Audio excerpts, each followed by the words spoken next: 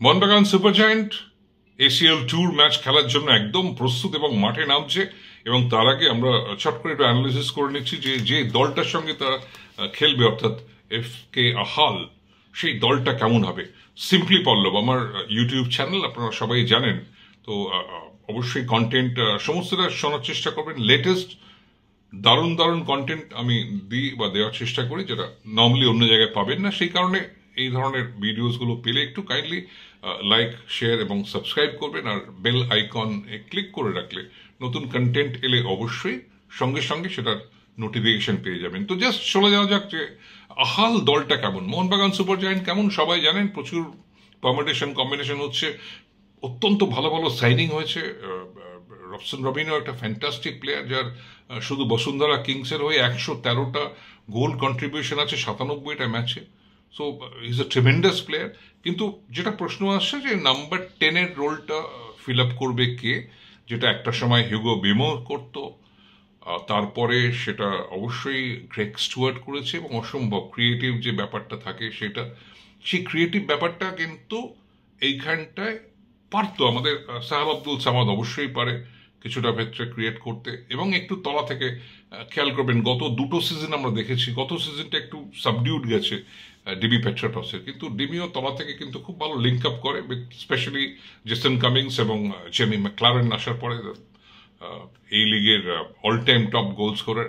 তো দুর্দান্ত একটা মরশুম গেছে। এবং জাস্ট বলে দিই যে 80 ঘর এগিয়ে গেছে in continental ranking Mohun Bagan super giant. এই মুহূর্তে 40 নম্বর জায়গায় আছে অ্যাক্রস এশিয়া, মানে central Asia, south Asia, West Asia, east Asia, সব কিছু মিলিয়ে, উইচ ইজ ক্রেডিটেবল। কারণ যে র্যাঙ্কিংয়ে আল হেলারের মতো টিম আছে নাম্বার 1, আল নাসের বা রোনাল্ডোর টিম রয়েছে নাম্বার 2-তে, ভেসেল কোভে রয়েছে জাপানের, এবং সমস্ত টপ টিমগুলো তারা রয়েছে, Iran, Iraq, Oman, everybody, Israel, প্রত্যেকে।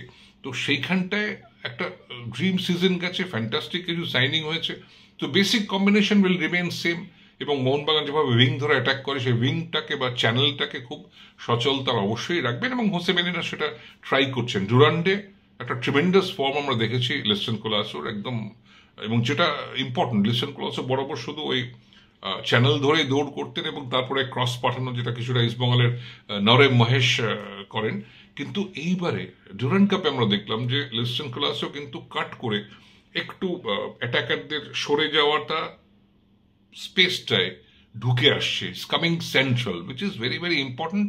এবং এসে গোল করছে, যেমন একদম ক্রিশ্চিয়ানো রোনাল্ডো করে, একদম উইং থেকে যায় এবং গিয়ে ওই স্পেসটায়, সেন্ট্রাল স্পেসটায় মুভ ইন করে। তো এইটা একটা খুব ইম্পর্টেন্ট এডিশন হয়েছে। এবং লিস্টন কোলাসো ফর্মটা ইম্পর্টেন্ট হবে। মনভীরের খুব দ্রুত সুস্থ হয়ে ওঠাটা প্রয়োজন। মনভীর কিন্তু একটু নেগল ক্যারি করেই যাচ্ছে এবং সেটা চলছে। ডিফেন্স নিয়ে যে সংকটটা ছিল সেটা হয়তো কেটে গেছে। এবার চট করে নজর দেওয়া যাক আহাল টিমটার দিকে। Ahal basically they go with a 3-4-3 formation. এটাই ওই ওদের কোচ যে European the UEFA A license holder is Valsahet Ovezov, এবং ও এর আগে অ্যাসিস্ট্যান্ট ম্যানেজার ছিল টু সেরদার গেলডিয়েভ, যিনি জানুয়ারি 2023 থেকে এপ্রিল 2024 অব্দি দায়িত্বে ছিলেন আহালের। আহাল ওই টপ 3-র মধ্যে থাকে, মানে যেমন আমরা এখানে বলি যে 3 প্রধান বা ফুটবলের ক্ষেত্রে। তো তুর্কমেনিস্তানের হাই লিগে বা ওকারি লিগে আহাল ওই আরকাদাগ আর আলচিনাসির এর সঙ্গেই প্রায় কাছাকাছি তারা অবস্থান করে। এবং আরকাদাগের একটা অদ্ভুত ধরনের ব্যাপার আছে, কিছুটা আমি ফুল ডিটেলস ভিডিওতে বলবো না। এবং তারা যে কোনো ম্যাচই জিতে যায়, এবং কেন জেতে এটার একটু খোঁজ করলে আপনারা জানতে পারবেন, বা পরবর্তী কোনো সময় আমি এটা নিয়ে কথা বলবো।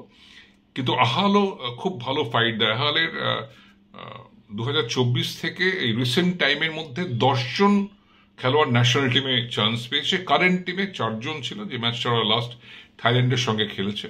এবং শেষ ম্যাচটায় ওরা যেটা কোয়ালিফাই করে এসিএল 2-তে এসছে, সেখানে কিন্তু তাজিকিস্তানের ওরা হারিয়েছে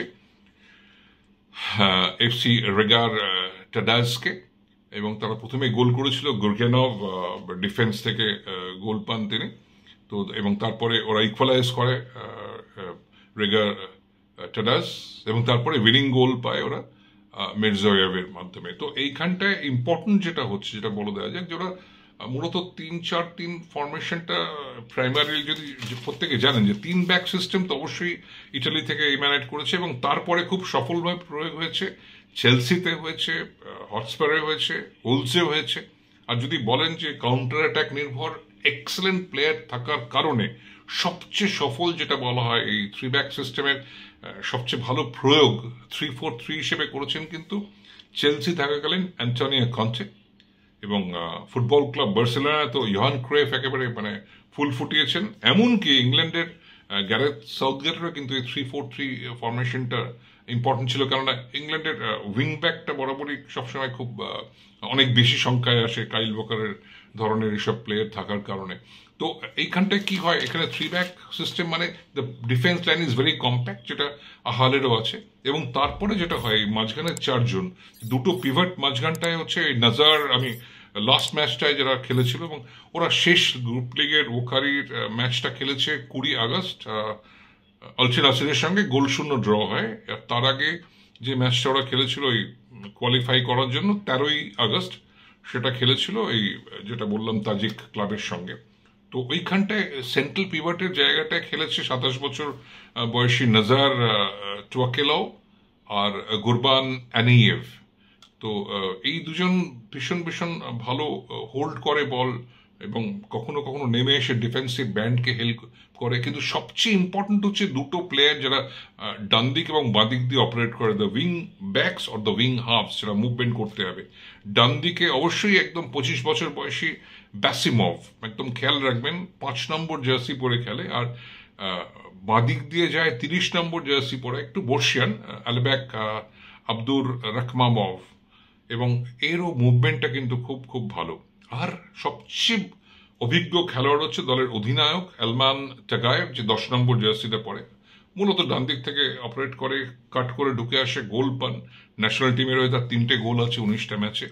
আর এই লাস্ট ম্যাচে যেটা কোয়ালিফিকেশন ম্যাচটা, যেটা ওরা তাজিক ক্লাবকে হারিয়েছে এফসি রেগার তাদাস, তাতে কিন্তু জয়সূচক গোলটা পায় 21 বছর বয়সী ওই মির্জায়েভ, 11 নম্বর জার্সি পরে। ওর দিকেও কিন্তু অবশ্যই খেয়াল রাখতে হবে। এবং ওরা যেটা করে মানে সবসময় 3-4-3 ফরমেশনের যেটা বেসিক জিনিসটা হচ্ছে যে ব্যালেন্স বিটুইন দ্য অ্যাটাক এবং যে ডিফেন্স বা সেন্ট্রাল সিকিউরিটি, এবং উইথটা খুব প্রোভাইড করে এই 4টে সেন্ট্রাল ডিফেন্ডার। এবং কখনো কখনো যেটা হয় এই দুজন হাইলি অ্যাটাকিং উইং ব্যাকস থাকলে কি হয়, অ্যাটাকিং প্লেয়ারটা বাড়ে, এবং প্রয়োজনে যখন কাউন্টার অ্যাটাক হয়, পজিশন হারিয়ে ফেলে, অপোজিশন অ্যাটাক করে, ওরা কি করে ডিপ ডিফেন্সিভ স্টেবিলিটি তৈরি করে, এই উইং ব্যাকরা ফল ব্যাক করে। আর অ্যাটাকে গেলে তখন ওই অ্যাটাকিং ওভারলোডটাও তারা কিন্তু বাড়াতে পারে। সো এবং সামনের দিকটায় নর্মালি ওরা, আমি কিছু ভিডিও অ্যানালিসিস আমি করেছি, দেখেছি ওদের আহালের খেলার ধরনটা, ওরা নর্মালি ফ্ল্যাট ফ্রন্ট 3 খেলে, অর্থাৎ ওই 3 অ্যাটাকারই প্রায় একই লাইনে থাকে। কিন্তু এটা অন্য অন্য দলের ক্ষেত্রে সেন্ট্রাল যে অ্যাটাকার সে কখনো কখনো ফল ব্যাক করে, একটু তলায় চলে আসে, ফলস নাইনের জায়গা নিয়ে নেয়, এবং দুই যে উইং থেকে অ্যাটাক করে যারা অ্যাটাকিং ফ্রন্টাল অ্যাটাকার, তারা ভেতর দিকে এসে অ্যাটাক করে। সুতরাং মোহনবাগান সুপার জায়ান্টকে এই স্ট্র্যাটেজিগুলোকে কাউন্টার করতে হবে 3টে জিনিস। তুর্কমেনিস্তানের ক্লাবগুলো শুধু নয়, সেন্ট্রাল এশিয়ার যে কোনো ক্লাব ফিজিক্যালিটি তাদের ভীষণ বেশি, চাপ দেবে শরীর দিয়ে এবং ট্যাকেল করে, ভীষণ ভীষণ কড়া ট্যাকেল করে। আর পজিশন রেখে বল নিজেদের মধ্যে খেলে, পাস খেলে, কখনো লং কখনো শর্ট, এরা ফার্স্ট্রেট করে অপোজিশনকে। তো সেই জায়গাটায় পজিশনটাকে ফিরিয়ে আনতে হবে, ইজ ইম্পর্টেন্ট, এবং প্রেস করতে হবে, হাই প্রেস। এবং ওই 3 ব্যাকের অনেক ভালনারেবিলিটি রয়েছে, যেটা কখনো কখনো ওপেনিং হয়ে যায়, কখনো কখনো যদি উইং ব্যাকসরা ফল ব্যাক না করতে পারে। তবে একটা সমস্যাতে ভুগবে না অন্য যেসব দলগুলো ভোগে, এখানে তো এখনো অব্দি গরম চলছে 30-32 ডিগ্রি সেলসিয়াস, যদি 7টা-15 খেলা। তুর্কমেনিস্তানে আইডেন্টিক্যাল ওয়েদার, একদম ভীষণ হিউমিড, 50-55% হিউমিডিটি, টেম্পারেচার ভ্যারি করছে 30-32 ডিগ্রি। সো খুব ওই টেম্পারেচার ভ্যারিয়েশন কিন্তু হবে না। সো টিমটা খুব নতুন একটা জায়গায় এলে, নতুন দেশে এরকম একটা অবাক হওয়ার মতো পরিস্থিতি হবে না, শারীরিক প্রতিবন্ধকতা হবে না, এবং they are very very fit side, কেননা তাদের লিগটা চলছে, বা ওই ওকারি লিগ বা তুর্কমেনিস্তানের হাই লিগটায় তারা কিন্তু খেলার মধ্যেই আছে। এখানে খেলতে আসবে বলে তাদের বেশ কিছু ম্যাচ স্থগিত রাখা হয়েছে। So all in all it is going to be a very important battle. Mohun Bagan super জায়ান্টের জন্য ওপেনারটা জেতাটা খুব ইম্পর্টেন্ট, এবং বাকি দুটো যে আরো হোম ম্যাচ আছে, অর্থাৎ সেপাহান ইরানের সঙ্গে আর আল হুসেনি, এদের সঙ্গে কিন্তু জিততেই হবে, এবং সেটা হলেই কোয়ার্টার ফাইনালে যাওয়ার স্বপ্নটা আরো আরো বড় হবে, ডানা মেলবে, এবং মোহনবাগান সুপার জায়ান্ট শুধু তার নিজের সমর্থক বা সদস্যদের জন্য লড়াই করবে না, তারা কিন্তু দেশের পতাকাটাকেও ক্যারি করছে। সো চলো Mohun Bagan, go and win it.